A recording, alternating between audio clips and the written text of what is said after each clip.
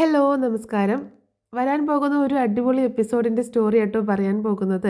അങ്ങനെ ബാലചന്ദ്രൻ വന്ന് ഒരു ശുദ്ധികലശം നടത്തിയേക്കാണ് വീട്ടിൽ. നമ്മുടെ കമലയെയും നമ്മുടെ ഹരിയെയും ഒക്കെ അടിച്ചിറക്കിയിട്ടുണ്ട്. രോഹിതം അതുപോലെ ബബിതയും കൂടിയിട്ട് ശിവേട്ടൻ്റെ നിർദ്ദേശപ്രകാരം വീട് വിട്ട് ഇറങ്ങിയേക്കാണ്.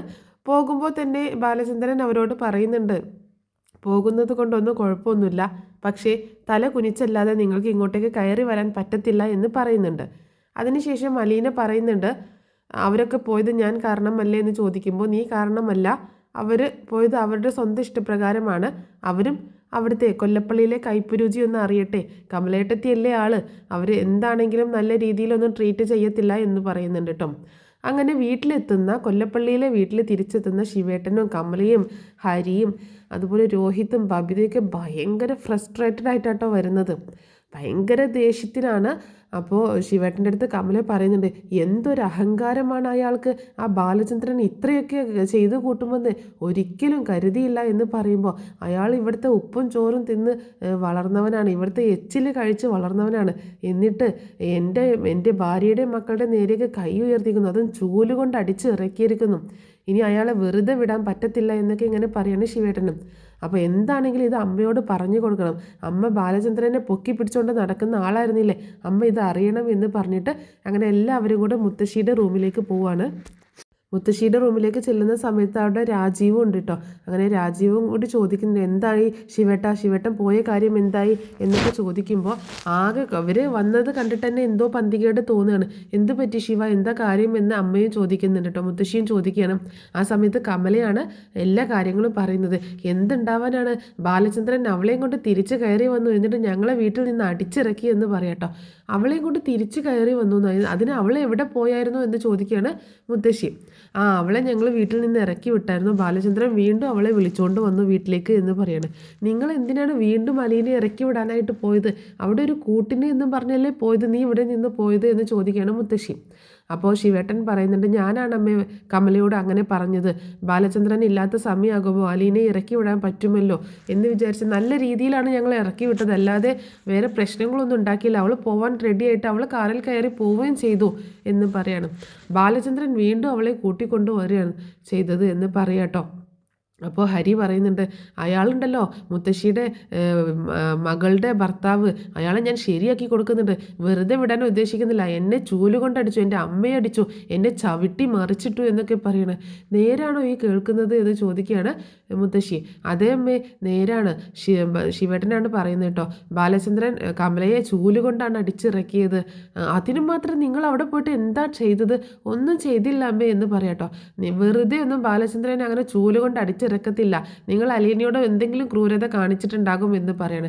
അമ്മ ഇപ്പം അങ്ങനെയൊക്കെ പറഞ്ഞുകൊണ്ടിരുന്നു, അമ്മയുടെ പുണ്യ പുരുഷനായിരുന്നില്ലേ ബാലചന്ദ്രൻ, ഇപ്പോൾ എങ്ങനെ ഇരിക്കുന്നു, അയാളുടെ തനി കൊണം അയാൾ കാണിച്ചില്ല എന്നൊക്കെ കമല പറയും കേട്ടോ. എന്താണെങ്കിലും അമ്മയ്ക്ക് കൂറ് അങ്ങോട്ടേക്ക് തന്നെയാണ്, ബാലചന്ദ്രൻ അത് ചെയ്യില്ല ഇത് ചെയ്യില്ല എന്നല്ലേ ഇപ്പം അയാൾ ചെയ്ത് വൃത്തികെട്ട പരിപാടി അമ്മയ്ക്ക് അറിയാലോ എന്നൊക്കെ പറയാണ് കമല. ആ സമയത്ത് ശിവേട്ടനും അതിനെ സപ്പോർട്ട് ചെയ്യുന്നുണ്ട് കേട്ടോ. നമ്മൾ കരുതിയതുപോലെ ഒന്നും അല്ല അമ്മേ ബാലചന്ദ്രൻ അലീനെ ഇനി ഒരിക്കലും അവിടെ നിന്ന് പറഞ്ഞേക്കാൻ ഉദ്ദേശിക്കുന്നില്ല. അത് മാത്രമല്ല, ഈ കുട്ടികളെ പോലും അവിടെ നിന്ന് ഇറക്കി വിട്ടു എന്ന് പറയണോ, ഇവരെ ഇറക്കി വിട്ടുന്നോ? എനിക്കത് വിശ്വസിക്കാൻ പറ്റത്തില്ല. കാരണം ബാലചന്ദ്രൻ ഒരിക്കലും ഇവരെ ഇറക്കി വിടത്തില്ല എന്ന് പറയുമ്പോൾ, ഇവരെ ഇറക്കി വിട്ടതല്ല, ഞങ്ങൾ വിളിച്ചപ്പോൾ ഞങ്ങളുടെ കൂടെ ഇങ്ങോട്ടേക്ക് പോന്നു, അതും ഒരു ഇറക്കി വിടൽ തന്നെയല്ലേ. എന്നാൽ ബാലചന്ദ്രൻ പറയണ്ടേ, നിങ്ങൾ പോവണ്ട, നിങ്ങൾ ഇവിടെ നിൽക്കുന്ന അയാൾ ഒരു അക്ഷരം മറുത്ത് പറഞ്ഞില്ല എന്ന് പറയാണ്. അപ്പോൾ മുത്തശ്ശിക്ക് അതൊക്കെ കൂടി കേൾക്കുമ്പോൾ ഭയങ്കര ദേഷ്യം വരിക കേട്ടോ, അലീനയോട് ഭയങ്കര ദേഷ്യം വരികയാണ്. അലീന അവിടെ നിന്ന് പോയി കഴിഞ്ഞാൽ എല്ലാ പ്രശ്നങ്ങളും സോൾവ് ആകുമല്ലോ എന്ന് മുത്തശ്ശിയും പറയുന്നുണ്ട്. അതിനല്ലേ ഞങ്ങൾ ശ്രമിച്ചത്, പക്ഷേ ഒന്നും നടക്കുന്നില്ല എന്ന് പറയണം. അപ്പോൾ രാജീവ് പറയുന്നുണ്ട്, ശിവേട്ടനൊന്നും ഇങ്ങോട്ടേക്ക് വന്നേ, ഇതങ്ങനെ വെറുതെ വിട്ടാൽ പറ്റത്തില്ല എന്ന് പറയണം. നിങ്ങൾ എന്ത് ചെയ്യാൻ പോവാണ് മക്കളെ എന്ന് ചോദിക്കുമ്പോൾ, അമ്മ ഇതിൽ ഇടപെടണ്ട, ഇത് എങ്ങനെ കൈകാര്യം ചെയ്യണമെന്ന് ഞങ്ങൾക്കറിയാമെന്ന് പറഞ്ഞിട്ട് ശിവേട്ടനെ വിളിച്ചുകൊണ്ട് പോകട്ടോ. എടാ ഹരി, രോഹി, നിങ്ങൾ ഇങ്ങോട്ടേക്ക് വന്നേന്ന് പറഞ്ഞിട്ട് അവർ രണ്ടുപേരെയും കൂടി വിളിച്ചിട്ടാണ് രാജീവും ശിവേട്ടനും കൂടി പോകുന്നത്. എന്നിട്ട് രാജീവ് ചോദിക്കുന്നുണ്ട്, ശരിക്കും എന്താണ് അവിടെ ഉണ്ടായത്, ബാലചന്ദ്രൻ ചൂലുകൊണ്ട് അടിച്ചിറക്കിയോ എന്നൊക്കെ ചോദിക്കുമ്പോൾ, അതേ കൊച്ചിച്ച, അതല്ലേ പറഞ്ഞത്, അങ്കിള് ഞങ്ങളെ ചൂലുകൊണ്ട് അടിച്ചിറക്കുക ചെയ്ത്, അമ്മയെ എടി എന്നൊക്കെ വിളിച്ചാണ് സംസാരിച്ചത്, ഒരു റെസ്പെക്റ്റും ഇല്ലാണ്ടാണ് സംസാരിച്ചത് എന്നൊക്കെ പറയുമ്പോൾ, അയാൾ ഇത് രണ്ടും കൽപ്പിച്ചാണല്ലോ, ഇതങ്ങനെ വെറുതെ വിടാൻ പറ്റത്തില്ല, അയാളുടെ അഹങ്കാരത്തിന് ഒരു നല്ല മറുപടി കൊടുക്കുക തന്നെ വേണം എന്ന് പറയട്ടോ. അപ്പോൾ ഹരി ചോദിക്കുന്നുണ്ട്, നമുക്ക് അങ്കിളിൻ്റെ കയ്യും കാലൊക്കെ ഒടിച്ചൊരു മൂലക്കിട്ടാലോ എന്ന് ചോദിക്കട്ടോ. അപ്പോൾ രോഹിത്തിന് അതൊന്നും വല്ലാതാവുന്നുണ്ട് കേട്ടോ. അപ്പോൾ രോഹിത്തിനെ നോക്കുമ്പോൾ ഒരു വല്ലായ്മ തോന്നുന്നത് കാരണം അതൊന്നും വേണ്ട, അങ്ങനെയൊന്നും ചെയ്യണ്ട, ഇപ്പോൾ വൈജയും ഇങ്ങനെ കിടക്കല്ലേ, ആ ഒരു സിറ്റുവേഷനിൽ ബാലചന്ദ്രനും കൂടി കിടക്കണ്ട, അങ്ങനെ കിടക്കട്ടെ അങ്കിളെ, എന്നാലേ ആരും നോക്കാനില്ലാതെ ആരും തിരിഞ്ഞു നോക്കാനില്ലാതെ ആ ബുദ്ധിമുട്ടൊക്കെ അങ്കിളിന് മനസ്സിലാവത്തുള്ളൂ. അയാളുണ്ടല്ലോ എൻ്റെ നെഞ്ചത്തേക്കാ ചവിട്ടിയത്, എന്നെ ചവിട്ടി മറിച്ചിട്ടാണ് ഉണ്ടായത്, എന്നോട് മേലിൽ ആ വീട്ടിൽ കയറിപ്പോവരുതെന്ന് വീണ്ടും പറഞ്ഞേക്കുക. ഇനി എങ്ങനെ നമുക്ക് അങ്ങോട്ടേക്ക് കയറി ചെല്ലാൻ പറ്റും, അല്ലെങ്കിലും ഇനി ആരാ അങ്ങോട്ടേക്ക് കയറി ചെല്ലുന്നത് എന്ന് ചോദിക്കുകയാണ്. അപ്പോൾ വൈജയെ ഡിസ്ചാർജ് ചെയ്തിട്ട് നമ്മൾ ഇങ്ങോട്ടേക്കാണല്ലോ കൊണ്ടുവരുന്നത്, അതുകൊണ്ട് ആ വീടുമായിട്ട് ഇനി യാതൊരു ബന്ധവുമില്ല. പക്ഷേ കൃഷ്ണ അവിടെ ഉണ്ടല്ലോ അങ്കിളെ എന്ന് പറയാണ് രോഹിത്. അപ്പോൾ പറയുന്നുണ്ട്, പക്ഷെ അത് പ്രശ്നമൊന്നുമില്ല, കൃഷ്ണയെ എങ്ങനെയെങ്കിലും നമുക്ക് പറഞ്ഞ് മനസ്സിലാക്കി കൊണ്ടുവരാം എന്ന് പറയുന്നുണ്ട് കേട്ടോ. അങ്ങനെ എന്താണെങ്കിലും ഒരു നല്ല തിരിച്ചടി കൊടുക്കണമെന്ന് തന്നെ അവർ തീരുമാനിക്കുകയാണ്. അപ്പോൾ പക്ഷേ ഇനി നമ്മൾ വളരെ വാശിയും ദേഷ്യമൊന്നും കാണിച്ചിട്ട് കാര്യമില്ല, ഇനി കുറച്ച് സ്നേഹത്തിലും പരിഗണനയിലൊക്കെ നിന്നിട്ട് വേണം നമുക്ക് പണി കൊടുക്കാനായിട്ട്. അവളെ ഉണ്ടല്ലോ, ആ അലീനയെ അവിടെ നിന്ന് കടത്തി കൊണ്ടുപോകണം, എന്നിട്ട് വേറെ എവിടെയെങ്കിലും കൊണ്ടുപോയി മാറ്റി താമസിപ്പിക്കണം എന്ന് പറയാണ് രാജീവ്. അതെങ്ങനെ നടക്കുമെങ്കിലേ, അലീനെ അവിടെ നിന്ന് കൊണ്ടുപോയി കഴിഞ്ഞാൽ ആകെ പ്രശ്നവും, ബാലചന്ദ്രൻ ഞങ്ങൾ വെറുതെ ഇരിക്കുമെന്ന് തോന്നുന്നുണ്ടോ എന്നൊക്കെ ചോദിക്കുകയാണ്. ബാലചന്ദ്രന് ഒരു ക്ലൂ പോലും കിട്ടാത്ത രീതിയിൽ അലീനയെ നമ്മൾ തട്ടിക്കൊണ്ടുപോകുന്നു, എന്നിട്ട് എവിടെയെങ്കിലും കൊണ്ടുപോയി കളയുന്നു. എന്നാങ്കിലേ അക്കാര്യം ഞാനേറ്റു, ഞാൻ നോക്കിക്കോളാം, നിങ്ങൾ ആരും അതിന് മെനക്കെടണ്ട എന്ന് പറയുമ്പോൾ ശിവേട്ടൻ വളരെ രൂക്ഷമായിട്ട് നോക്കട്ടോ. നീ വല്ലാണ്ട് കിടന്ന് തുള്ളണ്ട, നിൻ്റെ ചാട്ടമൊക്കെ എങ്ങോട്ടാന്ന് എനിക്ക് മനസ്സിലാവുന്നുണ്ട്, നീ വേണ്ടാത്ത വല്ല ഇതിലും കേസിലും പോയി പെട്ടിട്ട് വെറുതെ പ്രശ്നം ഉണ്ടാക്കാൻ നിൽക്കണ്ട, നിൻ്റെ ഭാവി ഇല്ലാതാക്കാൻ നിൽക്കണ്ട എന്നൊക്കെ പറഞ്ഞ് നമ്മുടെ ശിവേട്ടൻ ഹരിയെ തടയുന്നുണ്ട് കേട്ടോ. വേണ്ടെങ്കിൽ വേണ്ട, ഞാനൊരു സഹായം ചെയ്യാമെന്ന് പറഞ്ഞതല്ലേ എന്ന് പറയാണ്. അപ്പോൾ രാജീവ് പറയുന്നുണ്ട്, അതൊക്കെ ഞങ്ങൾ നോക്കിക്കോളാം, ഇനി എന്താണെങ്കിലും അടവൊന്ന് മാറ്റി ചവിട്ടിയാലേ നടക്കുള്ളൂ ശിവേട്ട എന്ന് പറയുന്നുണ്ട്. അതെ, എനിക്കും അങ്ങനെ തോന്നുന്നു, ഇനിയിപ്പോൾ ഹോസ്പിറ്റലിലേക്ക് നമുക്ക് എന്തായാലും ഒന്ന് പോകണമല്ലോ, അപ്പോൾ അവിടെ വെച്ച് ബാലചന്ദ്രനെ കാണി സംസാരിക്കുകയൊക്കെ ചെയ്യാം നമുക്ക് എന്ന് പറയുന്നുണ്ട് ശിവേട്ടനും. അതേസമയം വീട്ടിൽ കടപ്പാട്ടൂർ വീട്ടിലാണെങ്കിൽ അലീന ആകെ ഇങ്ങനെ വിഷമിച്ചിങ്ങനെ ഇരിക്കുകയല്ലേ, ബാലചന്ദ്രൻ്റെ ആശ്വാസ വാക്കുകളൊന്നും ഏൽക്കുന്നില്ലല്ലോ. അങ്ങനെ ബാലചന്ദ്രൻ പറയുന്നുണ്ട്, അതെ ഞാൻ ഹോസ്പിറ്റലിലേക്ക് ചെല്ലട്ടെ, മനുവിനെ നിർത്തിയിട്ടല്ലേ പോകുന്നത്, മോൾ ഇവിടുത്തെ കാര്യങ്ങളൊക്കെ നോക്ക് എന്ന് പറയുമ്പോൾ ഇവിടുത്തെ എന്ത് കാര്യങ്ങൾ നോക്കാനാ അച്ഛാ, കൃഷ്ണമോളില്ലേ ഇവിടെ, കൃഷ്ണമോളെ നോക്കണ്ടേ എന്ന് പറയണേ, അതൊക്കെ ഞാൻ നോക്കിക്കോളാം അച്ഛാ എന്ന് പറഞ്ഞിട്ട് അങ്ങനെ പോവാട്ടോ. പക്ഷേ ബാലചന്ദ്രൻ പോയതിന് ശേഷം മനു വരുന്നുണ്ട് അങ്ങോട്ടേക്ക്. മനു വരുന്ന സമയത്ത് അലീന ആകെ തകർന്ന് കരഞ്ഞു പോവാട്ടോ. മനുവേട്ടാ, ഞാൻ കാരണമല്ലേ ഇതൊക്കെ സംഭവിക്കുന്നത്, അച്ഛനല്ലേ ഏറ്റവും കൂടുതൽ നാണം കെടുന്നത് എല്ലാവരുടെയും മുന്നിലും, അതും ചെയ്യാത്ത ഒരു തെറ്റിൻ്റെ പേരിൽ ഞാനിതെങ്ങനെ സഹിക്കും, എനിക്ക് സഹിക്കാൻ പറ്റുന്നില്ല, അച്ഛൻ ഇത്രയൊക്കെ എനിക്ക് വേണ്ടി ചെയ്യുമ്പോൾ ഞാൻ പിന്നെ എന്താണ് അച്ഛന് വേണ്ടി പകരം കൊടുക്കേണ്ടത്, എനിക്ക് അച്ഛൻ്റെ കൂടെ നിൽക്കാനല്ലേ പറ്റത്തുള്ളൂ എന്നൊക്കെ പറഞ്ഞ് അലീന പൊട്ടിക്കരയുമ്പോൾ മനു അലീനയെ ചേർത്ത് പിടിച്ച് ആശ്വസിപ്പിക്കുന്നുണ്ട്. എനിക്കറിയാം നിൻ്റെ മാനസിക വിഷമം, എനിക്ക് നന്നായിട്ട് മനസ്സിലാകും, എന്താണെങ്കിലും നീ കുറച്ചൊന്നു കൂടി ഒന്ന് ക്ഷമിക്കുക, സഹിക്കുക എന്നൊക്കെ പറയുന്നുണ്ട്, എല്ലാം ഒന്ന് കലങ്ങി തെളിയും. അപ്പോൾ അലീന ചോദിക്കുന്നുണ്ട്, രോഹിത്തും ബബിതയൊക്കെ ഇറങ്ങിപ്പോയില്ല, അവർ തിരിച്ചു വരുമെന്ന് ചോദിക്കുമ്പോൾ പിന്നെ അവരെന്തായാലും തിരിച്ചു വരും, കാരണം എൻ്റെ അമ്മയല്ലേ അവരെ നോക്കുന്നത്, അമ്മയുടെ കൂടെ ഒരു ദിവസം പോലും അവർക്ക് താമസിക്കാൻ പറ്റത്തില്ല, മകനായ എന്നെക്കൊണ്ട് പറ്റുന്നില്ല, എന്നിട്ടാണോ അവർക്ക്, ഒരിക്കലും പറ്റത്തില്ല, അമ്മയുടെ സ്വഭാവം അവർ പെട്ടെന്ന് തന്നെ മനസ്സിലാക്കുകയും അവരവിടെ നിന്ന് എങ്ങനെയെങ്കിലും ചാടിപ്പോരുകയും ചെയ്യുമെന്ന് അലീനയെ ആശ്വസിപ്പിക്കുകയാണ് മനു. പിന്നീട് കാണിക്കുന്നത് ഹോസ്പിറ്റലിൽ വെച്ചിട്ട് ബാലചന്ദ്രൻ്റെ അടുത്ത് വന്ന് സംസാരിക്കുകയാണ് രാജീവും ശിവേട്ടനും കേട്ടോ. രാജീവ് വളരെ ദേഷ്യത്തിലാണ് സംസാരിക്കുന്നത്. നീ എന്ത് പണിയാണ് ബാലചന്ദ്ര കാണിച്ചത്, നിൻ്റെ ചേട്ടനല്ലേ, നിൻ്റെ ഭാര്യയുടെ ചേട്ടനും ചേട്ടത്തിയും അല്ലേ, അവരൊരു റെസ്പെക്റ്റും കൂടാതെ ചൂലുകൊണ്ട് അടിച്ചിറക്കുക എന്നൊക്കെ പറഞ്ഞിട്ടുണ്ടെങ്കിൽ എവിടെ നടക്കുന്ന കാര്യമാണ്, അതും ഒരു വേലക്കാരി പെണ്ണിന്. വെതേ രാജീവ, ഞാൻ പറഞ്ഞു അവൾ വേലക്കാരിയല്ല, എൻ്റെ മകളാണെന്ന്. അപ്പോൾ ശരി, നിനക്ക് അവിഹിതത്തിൽ സംഭവിച്ച മകളാണ്, ശരി സമ്മതിച്ചു, പക്ഷേ എന്തിനാണ് ഈ പണി ചെയ്തത്, ഒരു റെസ്പെക്റ്റൊക്കെ കൊടുക്കേണ്ടേ എന്ന് ചോദിക്കുമ്പോൾ റെസ്പെക്റ്റ് ഇങ്ങോട്ടേക്ക് തന്നാൽ മാത്രമേ അങ്ങോട്ടേക്ക് കൊടുക്കത്തുള്ളൂ, റെസ്പെക്റ്റിന് വേണ്ടിയുള്ള റെസ്പെക്റ്റുള്ള പണിയാണോ അവർ കാണിച്ചത്, അല്ലല്ലോ, അതിനനുസരിച്ചാണ് ഞാൻ മറുപടി കൊടുത്തത് എന്ന് പറയുന്നുണ്ട്. അപ്പോൾ ശിവേട്ടൻ വന്നിട്ട് പറയുന്നുണ്ട്, ബാലചന്ദ്ര നിൻ്റെ ഈ അവസ്ഥ ഞങ്ങൾക്ക് മനസ്സിലാകും, അത് ക്ഷമിക്കേ, ഇനിയിപ്പോൾ അങ്ങനെയൊക്കെ സംഭവിച്ചു പോയി, ഇനി ഞങ്ങൾ അലീനയുടെ കാര്യത്തിൽ ഇടപെടാൻ വരുന്നില്ല, അലീന നിൻ്റെ മകളാണ്, അത് ഞങ്ങളും അംഗീകരിച്ചു, അവിടെ ജീവിക്കട്ടെ. പക്ഷേ ഇപ്പോൾ വൈജയുടെ കാര്യത്തിലല്ലേ കൂടുതൽ ശ്രദ്ധ കൊടുക്കേണ്ടത്. ഈ അലീനയുടെ പേരും പറഞ്ഞ് ഇങ്ങനെ പ്രശ്നങ്ങൾ ഉണ്ടാക്കണമെന്ന് ചോദിക്കുമ്പോൾ ആരാണ് ശിവേട്ട പ്രശ്നങ്ങൾ ഉണ്ടാക്കുന്നത്? അലീനയെ പറഞ്ഞേക്കണമെന്ന് പറഞ്ഞ് പ്രശ്നങ്ങൾ ഉണ്ടാക്കുന്നത് നിങ്ങളല്ലേ? എൻ്റെ വീട്ടിൽ അലീന നിൽക്കുന്നതാണ് എനിക്ക് കംഫർട്ട്. അവൾ അവിടെ നിൽക്കണം. എൻ്റെ മകളാണ് അവൾ അവിടെ നിൽക്കുക വേണം. നിങ്ങൾ പിന്നെ എന്തിനാണ് ആ ഒരു കാര്യത്തിൽ പിടിച്ചു കയറി എൻ്റെ വീട്ടിലേക്ക് വരുന്നത്? അതുകൊണ്ടല്ലേ ഞാൻ ഇങ്ങനെയൊക്കെ പ്രതികരിക്കുന്നത് എന്ന് പറയാണ് ശിവേട്ടൻ്റെ അടുത്ത് ബാലചന്ദ്രൻ. അപ്പോൾ ശിവേട്ടൻ രാജീവും കൂടെ ഒന്ന് പരസ്പരം മുഖാമുഖം നോക്കിയിട്ട് പറയുന്നുണ്ട്, ശരി, ഞങ്ങൾ ഇനി അതിലേക്കൊന്നും ഇടപെടുന്നില്ല. അലീന അവിടെ നിൽക്കട്ടെ. പക്ഷേ നിൻ്റെ മക്കൾ ഞങ്ങളുടെ വീട്ടിലാണ്. ഓ, അത് അവിടുത്തെ കമലേട്ടത്തിയുടെ കാര്യങ്ങളൊക്കെ കാണുമ്പോൾ അവർ സ്വയം തിരിച്ചു വന്നോളും എന്ന് ബാലചന്ദ്രൻ പറയാട്ടോ. അപ്പോൾ ശിവേട്ടൻ പറയുന്നുണ്ട്, ശരി, ഇനിയിപ്പോൾ വൈജയുടെ കാര്യങ്ങൾ എന്താണ്, എങ്ങനെയാണ് ഡിസ്ചാർജ് ആകുമ്പോൾ നമുക്ക് എങ്ങോട്ടാണ് കൊണ്ടുപോകുന്നത് ചോദിക്കുമ്പോൾ എൻ്റെ ഭാര്യയാണ് വൈജയെങ്കിൽ ഞാൻ അവളെ എൻ്റെ വീട്ടിലേക്ക് തന്നെ കൊണ്ടുപോകുമെന്ന് പറയാട്ടോ. അത് പറ്റത്തില്ല, കുറച്ച് നാൾ അവൾ കൊല്ലപ്പള്ളിയിൽ വന്ന് നിൽക്കട്ടെ, അവിടെ അമ്മയുണ്ടല്ലോ എന്ന് പറയണം.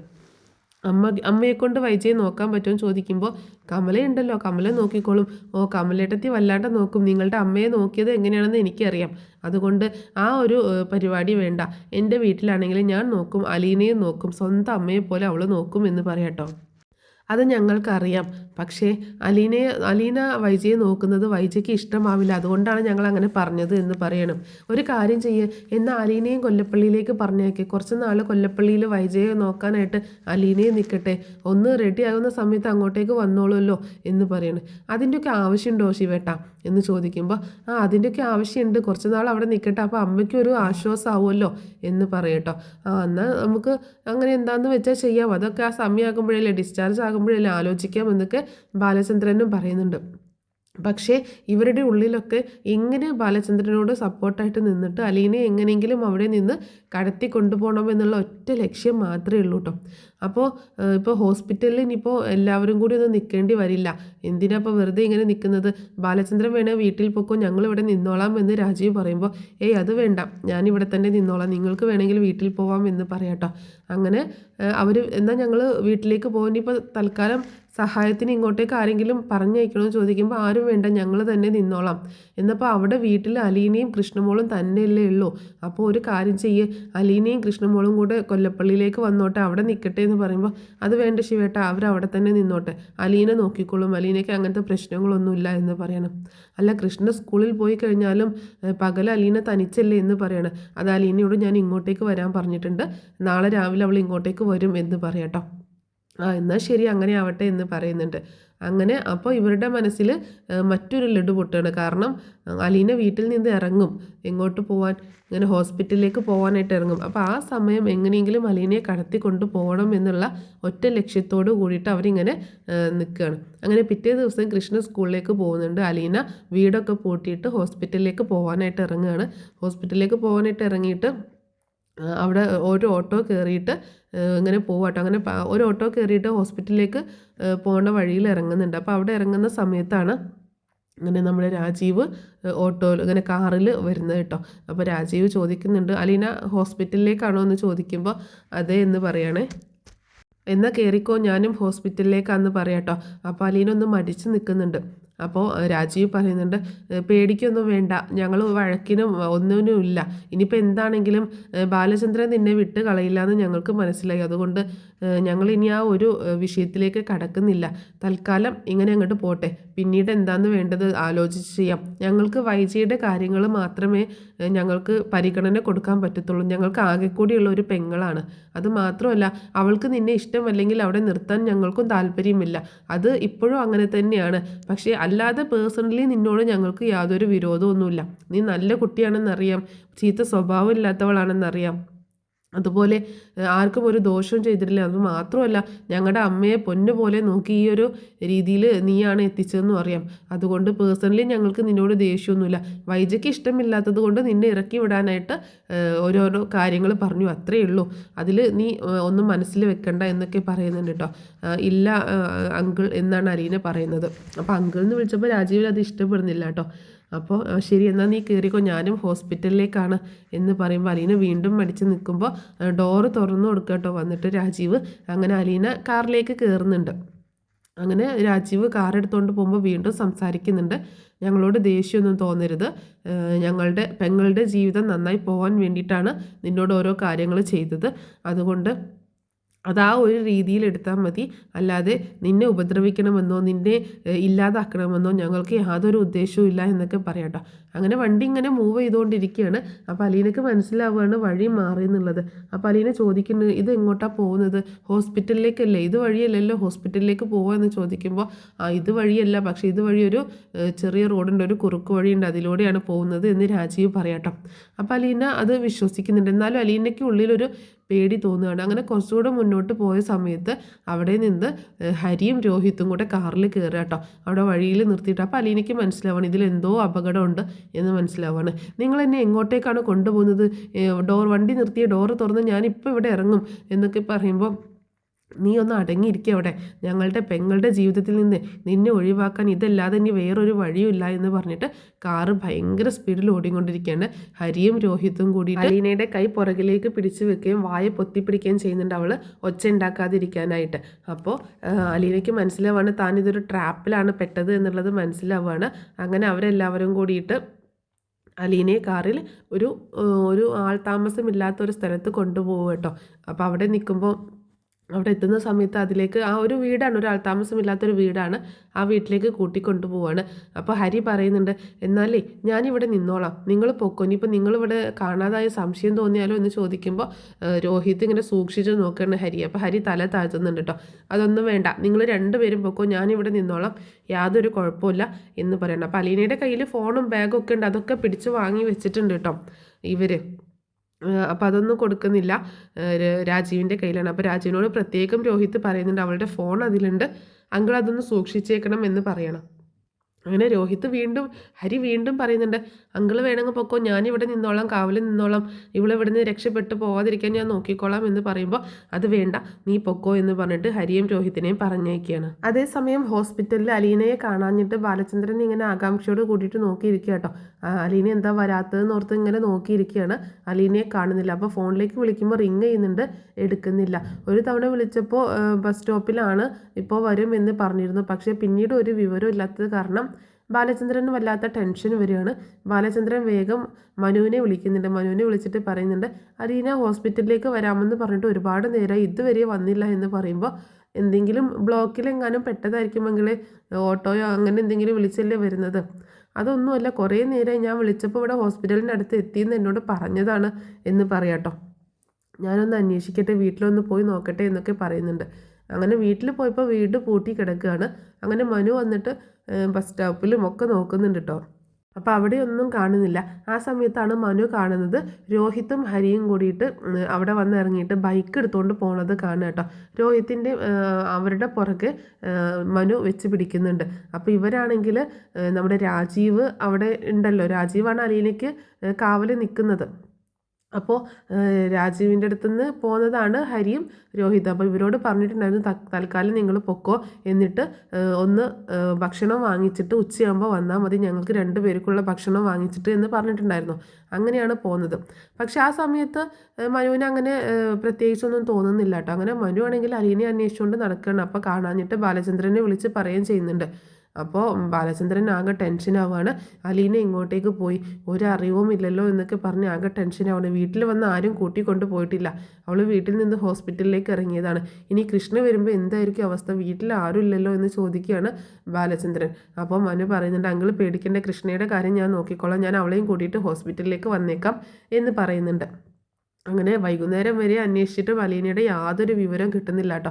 അപ്പോൾ എന്നാൽ ഇനി പോലീസിൽ കംപ്ലയിൻറ്റ് ചെയ്യാമെന്ന് പറഞ്ഞപ്പോൾ, വരട്ടെ അങ്ങളെ, നമുക്ക് നോക്കാം, ഞാൻ എറണാകുളത്തേക്കൊന്ന് വിളിച്ച് നോക്കട്ടെ, അവിടെ എങ്ങാനും എത്തിയിട്ടുണ്ടോ എന്ന് അറിയാലോ. അങ്ങോട്ടേക്കൊന്നും പോകത്തില്ല, എന്നോട് പറയാതെ പോകത്തില്ല എന്ന് ബാലചന്ദ്രൻ തറപ്പിച്ച് പറയുന്നുണ്ട്. എന്നാൽ നമുക്ക് പോലീസിൽ കേസ് കൊടുക്കാം, കാണാതായതല്ലേ, എന്തെങ്കിലും അപകടം സംഭവിച്ചിട്ടുണ്ടാവുമോ എന്നൊക്കെ പേടിയാണ് ബാലചന്ദ്രന്. അപ്പോൾ മനു പറയുന്നുണ്ട്, വരട്ടെ, എനിക്ക് ഒരു സംശയമുണ്ട്, എന്താണെങ്കിലും ഞാൻ അതൊന്ന് ക്ലിയർ ചെയ്യട്ടെ, അതിന് ശേഷം ഞാൻ എന്താണെന്ന് വെച്ചാൽ തീരുമാനിക്കാം എന്ന് പറയാണ് മനു. അങ്ങനെ പിന്നീട് മനു കൃഷ്ണയും കൂട്ടിയിട്ട് ഹോസ്പിറ്റലിലേക്ക് വരുന്നുണ്ട്. എന്നിട്ട് പെട്ടെന്ന് അവിടെ നിന്ന് പോവുകയാണ്. ഞാൻ അന്വേഷിക്കാം അങ്കളെ, എനിക്ക് ചെറിയൊരു സംശയമുണ്ട് അലീനയെ എങ്ങോട്ടാണ് പോയതെന്ന്, അപ്പോൾ ഞാനത് അന്വേഷിച്ചിട്ട് പറയാമെന്ന് പറയണം. അങ്ങനെ മനു നേരെ നമ്മുടെ രോഹിത്തിനെയും ഹരിയെയും കുടഞ്ഞിട്ട് ചോദ്യം ചെയ്യാട്ടോ. അപ്പോൾ അവർ ഞങ്ങൾക്കറിയില്ല എന്ന് തന്നെയാണ് പറയുന്നത്. അപ്പോൾ മനു ചോദിക്കുന്നുണ്ട് കൊച്ചച്ഛൻ എവിടെയെന്ന് ചോദിക്കുമ്പോൾ ആ കൊച്ചച്ഛൻ കോതമംഗലത്തിന് പോയി എന്ന് പറയണം. അപ്പോൾ അതിലെന്തോ ഒരു സംശയം തോന്നുകയാണ്. പിന്നീട് മനു അവരുടെ ഫോൺ ഇങ്ങനെ റിങ് ചെയ്യുന്ന സമയത്ത് മനു അവിടെ നിന്ന് മാറി പോകുന്നുണ്ട് കേട്ടോ. എന്നിട്ട് മാറി നിന്ന് കേൾക്കുമ്പോൾ ആ കൊച്ചച്ച ഇവിടെ ആകെ മനുവേട്ടന് സംശയമാണ്, കൊച്ചച്ചന് അവിടെ പ്രശ്നമൊന്നുമില്ലല്ലോ എന്ന് പറയുമ്പോൾ പ്രശ്നമൊന്നുമില്ല എന്ന് ഇങ്ങനെ രാജീവ് അവരോട് പറയുന്നുണ്ട്. അത് കേട്ടുകൊണ്ടാണ് മനു അങ്ങോട്ടേക്ക് വരുന്നത്, അവരുടെ മുന്നിലേക്ക് അവർ സംസാരിക്കുന്നത് കേട്ടുകൊണ്ട്. അങ്ങനെ ആ ഫോൺ വാങ്ങിയിട്ട് മനു സംസാരിക്കണം. കൊച്ചച്ചൻ്റെ ലൊക്കേഷൻ എനിക്ക് ഇപ്പോൾ കിട്ടിയിട്ടുണ്ട്, മര്യാദക്ക് കൊച്ചച്ചൻ അലീനയെ വെറുതെ വിടുന്നതാണ് നല്ലത്, അല്ലെങ്കിൽ ഇത് വലിയ പ്രശ്നമായി മാറും. ഒരു പെൺകുട്ടിയാണ് തട്ടിക്കൊണ്ടുപോയി ഒളിവിൽ പാർപ്പിച്ചേക്കുന്നത്, കൊച്ചച്ചന് ഈ നാട്ടിൽ നിന്ന് എങ്ങോട്ടും പോകാൻ പറ്റാത്ത അവസ്ഥ ഞാൻ ഉണ്ടാക്കും. മര്യാദക്ക് അലീനയെ തിരിച്ച് കടപ്പാട്ടൂരോ അല്ലെങ്കിൽ ഹോസ്പിറ്റലിലോ കൊണ്ടുപോയി വിടുന്നതാണ് കൊച്ചച്ചന് നല്ലത്, അല്ലെങ്കിൽ ഇത് പ്രശ്നം വഷളാകും, ഞാൻ നേരിട്ട് പോയി ഹോസ്പിറ്റലിൽ പരാതി കൊടുക്കുമെന്ന് പറയട്ടോ. അങ്ങനെ ഭീഷണിപ്പെടുത്തുന്നുണ്ട്. അങ്ങനെ അവരുടെ ആ പ്ലാനും ചീറ്റി പോവാണ്. അങ്ങനെ ഗത്യന്തരമില്ലാതെ രാജീവ് തൻ്റെ അലീനയെ കൂട്ടിയിട്ട് പറഞ്ഞയക്കുന്നുണ്ട്. അലീനയ്ക്ക് ഫോണും അവളുടെ ബാഗൊക്കെ തിരിച്ചു കൊടുക്കുന്നുണ്ട് കേട്ടോ. പക്ഷെ അതിൻ്റെ ഇടയ്ക്ക് രാജീവ് ഒരു കാര്യം കൂടി മനസ്സിലാക്കുന്നുണ്ട്. അതിൻ്റെ സ്റ്റോറി ഞാൻ നെക്സ്റ്റ് ഒന്ന് പറഞ്ഞ് അപ്ലോഡ് ചെയ്യുന്നതായിരിക്കും കേട്ടോ.